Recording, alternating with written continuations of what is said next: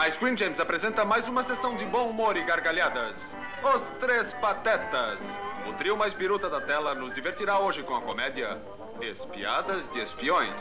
Você se lembra dos Três Patetas? Hoje nós vamos falar sobre o trio de comédia pastelão que ficou muito famoso com os seus curtas produzidos em 1922 até 1970. A formação clássica dos Três Patetas incluía Moe Howard, Larry Fine e Shemp Howard. Tudo começou com Ted Healy, um músico e também comediante de teatro. Ele tinha um número de comédia chamado Ted Healy e seus Patetas, que logo fez muito sucesso, rendendo aos mesmos um filme chamado Soup to Nuts, que apesar do sucesso de seus protagonistas, acabou sendo um grande fracasso na época. Mas mesmo assim, a Fox não quis abrir mão do grupo, pois a mesma ofereceu a eles um contrato para produções de curtas-metragens, porém sem incluir Ted Healy nas produções.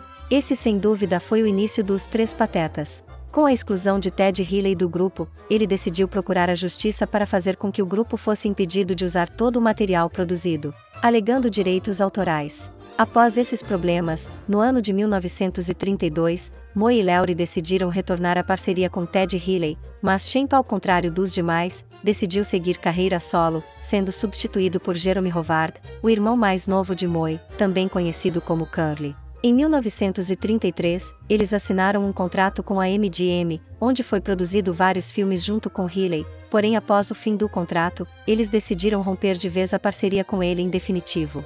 Após o rompimento, eles foram batizados de The Three Stooges, e assinaram um novo contrato com a Columbia Pictures em 1934. Nessa produtora foram feitos vários curtas-metragens que eram sempre exibidos no começo de sessões de cinemas da época.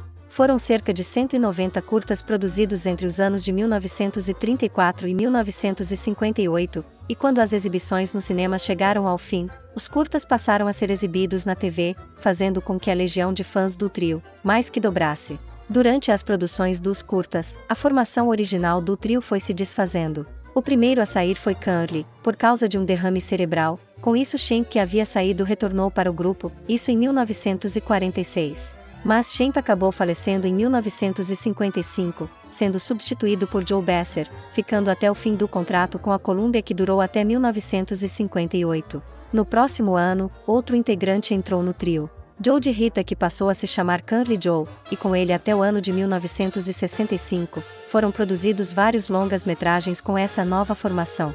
Retornando para a Columbia nessa época, foi criada uma série em desenho animado dos Patetas, onde o trio pela primeira vez aparecia em cores no início de cada episódio do desenho. Mas esse não foi o único desenho inspirado no trio que foi criado na época. Nos anos 70, a Hanna-Barbera criou a sua versão, chamada de Os Robobos, em inglês The Bionic Stooges, onde os Patetas são retratados como robôs. O último projeto dos Patetas se chamava Coxtour, um filme que foi pensado primeiramente como um piloto para uma série de TV, porém o que ninguém esperava era que Larry Fine sofresse um derrame grave durante as gravações, impossibilitando a continuação do projeto. Fine ficou paralisado por causa de um derrame, que ele acometeu mais 2 vezes, levando o mesmo ao coma, e logo depois a óbito em 1975 aos 72 anos. Os outros integrantes, Joe Besser morreu no dia 1º de março de 1988, seguido por Curly Joe, em 3 de julho de 1993, fazendo dele o último pateta a infelizmente morrer.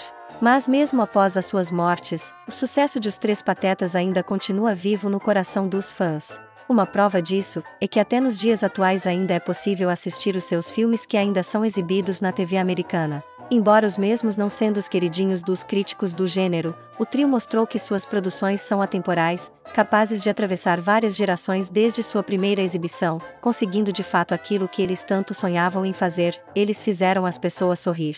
E isso é tão verdade que em 2012 os Três Patetas foram homenageados em um filme da Fox, que apesar de não ter sido aclamado pela crítica, ainda vale a pena ser conferido pela nostalgia que ele proporciona aos fãs. E é isso, pessoal. Mesmo após tantos anos, após várias gerações passadas, esse trio incrível da comédia merece ser relembrado, e não tenha dúvida que as próximas gerações também farão isso. Os Três Patetas, que na verdade são 6, serão sempre imortais. Eu espero muito que vocês tenham gostado dessa biografia. Um abraço a todos e nos vemos no próximo vídeo.